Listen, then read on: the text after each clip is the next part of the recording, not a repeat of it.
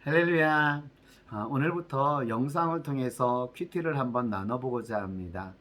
여러분들에게 이 나눔을 통해서 큐티가 더 삶 속에서 뿌리 내리고 주님을 말씀 속에서 찾아보는 그런 순간이 되기를 원합니다.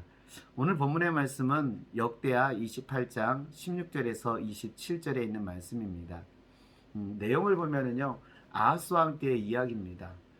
아하스 왕 때는 좋은 일보다는 나쁜 일들이 더 많이 일어나고 있습니다. 오늘 성경을 보게 되니까 아하스 왕은 블레셋과 에돔의 침공을 받습니다.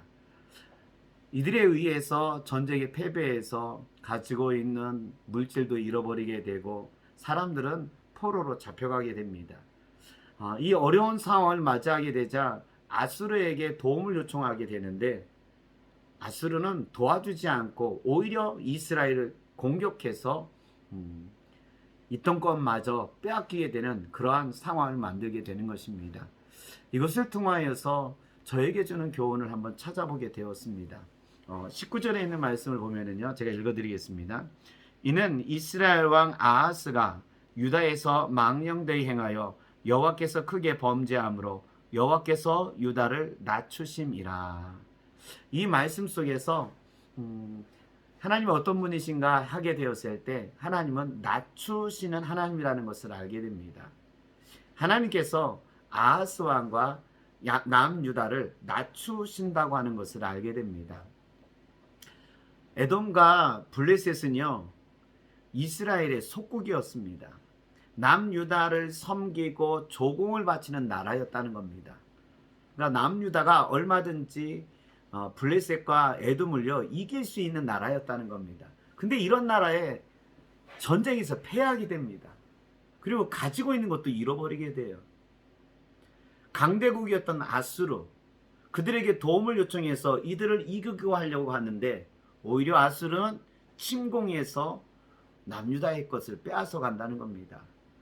계약을 맺었던 아수르에게 배신을 당한 거죠. 이처럼 하나님께서는 아하스 왕과 남유다를 아주 곤고하게 만들어서 아무것도 없는 상황을 만들게 되었다는 겁니다. 이게 바로 하나님께서 아하스 왕과 남유다를 낮추셨다고 하는 것을 알게 됩니다. 하나님께서 이렇게 아하스 왕과 남유다로 하여금 낮추시는 이유는 뭐냐면요, 아하스 왕은 하나님을 섬기지 않았습니다. 왕위에 오르자마자 우상을 만들고 섬겼습니다. 남유다의 전통은 하나님을 섬기는 것입니다. 근데 아하스 왕은 그렇게 하지 않았어요. 멀리 보지 않더라도 그의 아버지, 할아버지도요, 그래도 하나님을 섬겼는데 아하스 왕은 왕이 되자마자 한 일은 뭐냐면요, 성전에다가 우상을 만들고 거기에 제단을 쌓아서 번제를 드렸던 겁니다. 그러자 하나님께서는 어떻게 하셨냐면은 바로 에돔과 블레셋을 통하여서 남유다를 낮추신 겁니다. 그리고 아무도 의지할 수 없는 것들을 만들어 놓은 겁니다. 그렇게 함을 통해서 어떻게 하길 원하셨냐면요, 하나님만 의지하길 원하셨다는 겁니다. 하나님만 의지하고 하나님께 나아가도록 하나님께서 그런 모든 상황을 만드신 겁니다.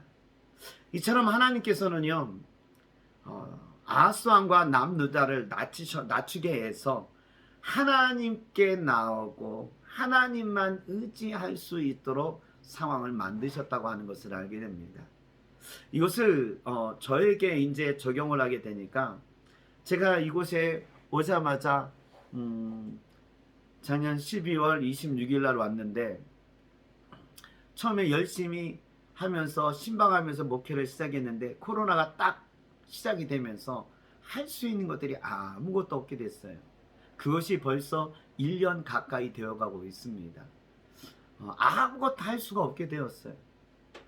바로 주님께서 저에게 1대1 만남을 원하셨다는 것을 알고 저도 거기에 맞춰서 묵상하는데 게으르하지 않고 또 기도하는데 힘쓰고 애썼다는 것을 알게 됩니다. 근데 거기에서만이 아니라 더 하나를 깨닫게 됩니다. 뭐냐면요, 여기에서도 하나님은 저로 하여금 성장하길 원하신다는 것을 알게 됩니다. 더 하나님과 깊은 관계를 맺기를 원하신다는 것을 알게 되었습니다. 저는 목회를 하면서 어떤 목회자가 될까 했을 때요, 진실한 목회자가 되어야겠다 하면서 진실의 목표를 두고 목회를 했습니다. 근데 지금은 이제 여기에서 한 단계 더 나가야 한다는 것을 알게 됩니다.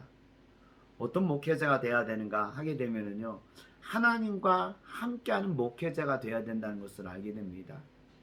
제 목회에 있어서 주의 나라와 주가 의가 이루어지는 교회가 되기를 원하는데, 이것을 되기 위해서는요, 제가 먼저 하나님과 함께하는 사람이 되어야 한다는 겁니다. 하나님과 함께하는 목회자가 되어야 한다는 겁니다. 이거는 지금보다 더 한 단계 성장해야 한다는 것을 저를 깨닫게 됩니다.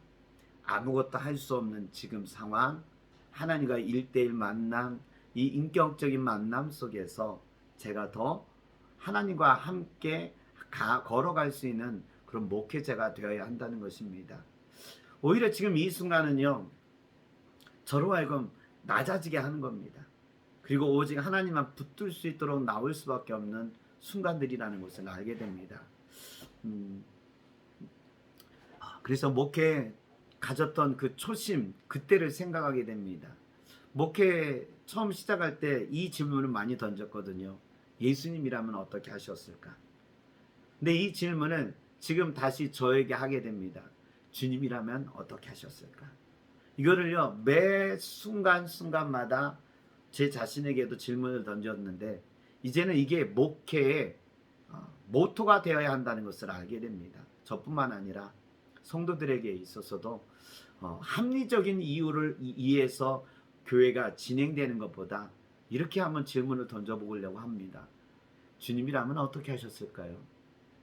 우리가 이 일을 하는 데 있어서 주님이라면 어떻게 생각하셨을까요? 이렇게 생각하면서 함께 공유하면서 함께 주님과 동행하면서 목회하고 함께 주의 일을 감당하는 그런 교회가 되어야겠다는 생각을 가지게 됩니다. 그래서 지금 이곳에서 목회하는 데 있어서 주님께서 나로 하여금 성장할 수 있도록 지금 낮추셔서 아무것도 할 수 없게 하는 상황을 만들어 주셨다는 겁니다. 하나님과 함께하는 사람, 하나님과 함께 목회하는 이 시간이 되기 위해서 말입니다. 그래서 여러분에게 있어서도 한번 이것을 권유해 보게 됩니다. 매 순간마다 주님이라면 어떻게 하셨을까?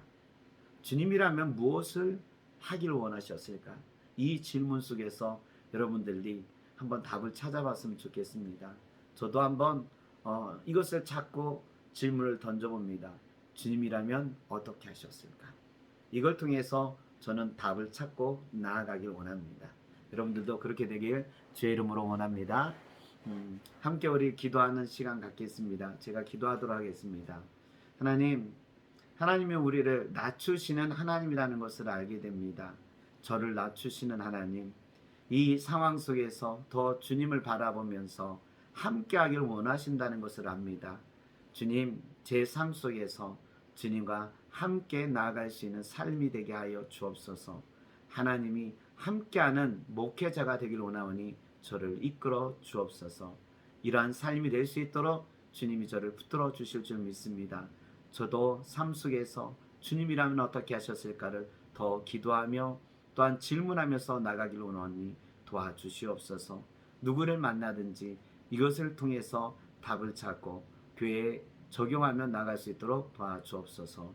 예수 그리스도 이름으로 기도드립니다. 아멘.